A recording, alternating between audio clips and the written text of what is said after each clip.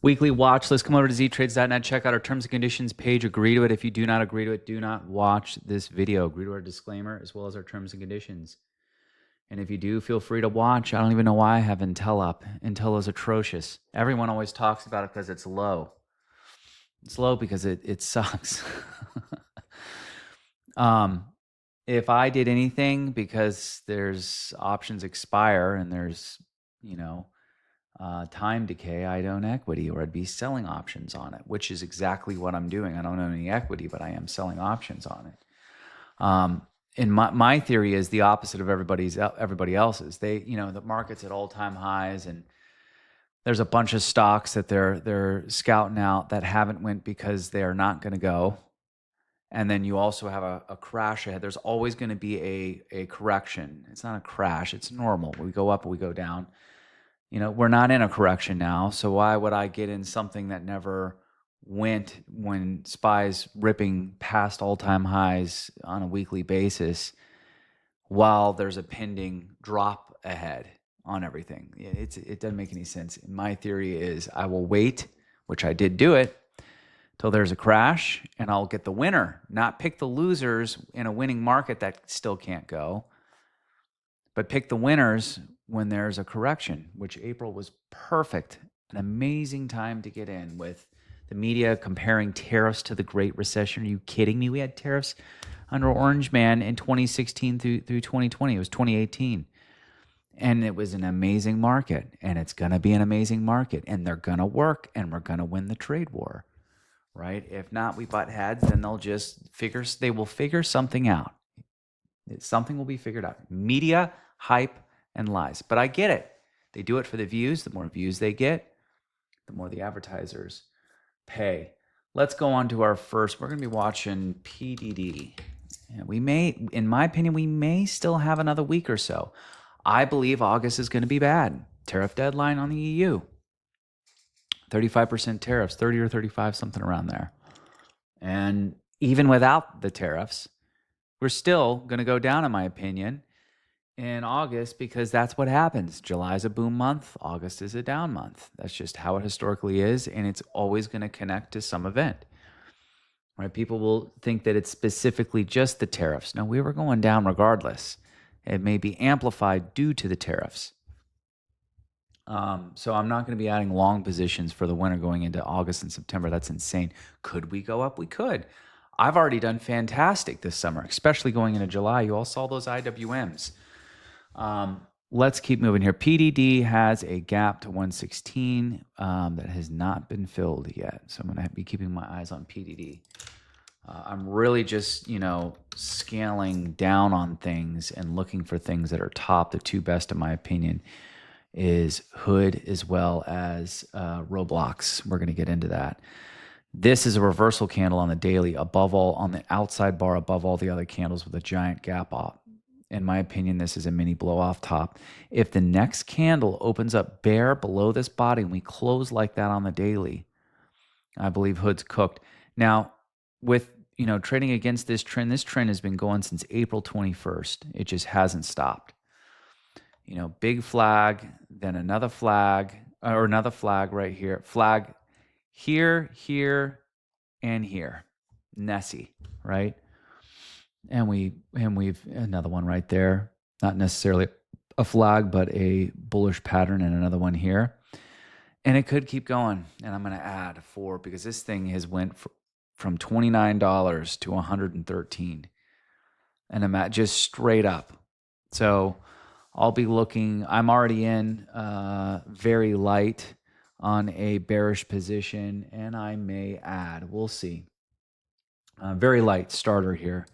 We have Roblox. Okay. Let's go to the weekly. Yes, Roblox. Let's go ahead and pull this over here and get my face out of the way. Are you serious?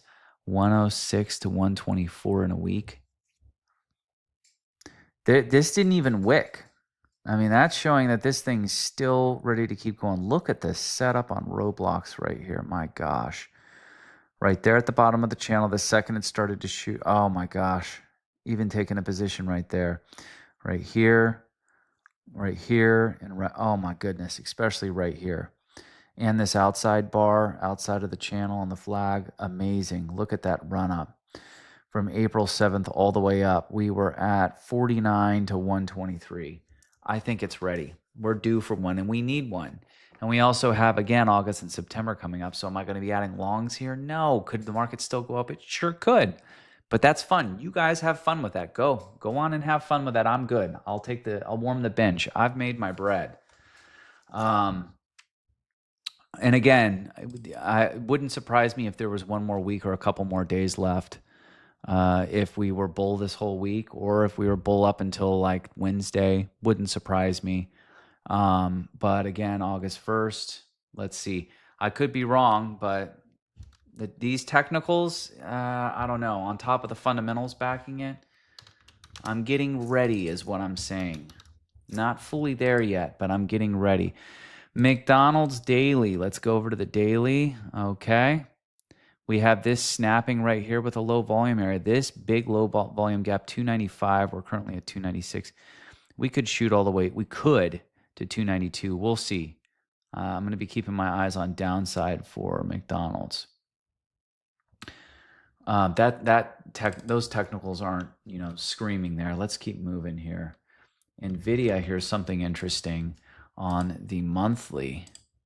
Okay. 1, 2, 3. So we're getting there, in my opinion. Getting there. It's getting ready. There's bearish divergence as well. RSI was at 87 when we were only at 123. Now we're at 77 on the RSI, and it's at 173. So $50 up with RSI lower. That's bearish divergence. United Healthcare. Let's take a look at that.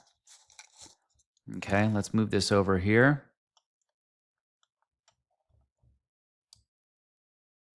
Right here, we have a low volume area to 267. We're currently at 281. I think that could happen, if not even here.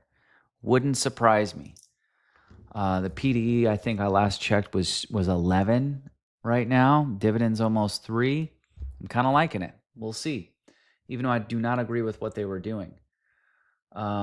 Last but not least, did we go over this? We have not. Tesla, there's a whole bunch more. Tesla, Rivian, and Oscar. Let's take a look at Tesla here on the daily. Okay. This does not look bad. And we are also we cleared this volume shelf, 337. We have a gap all the way to 402. Could that happen now? Possibly. We'll see. Let's take a look at the weekly. That weekly does not look bad.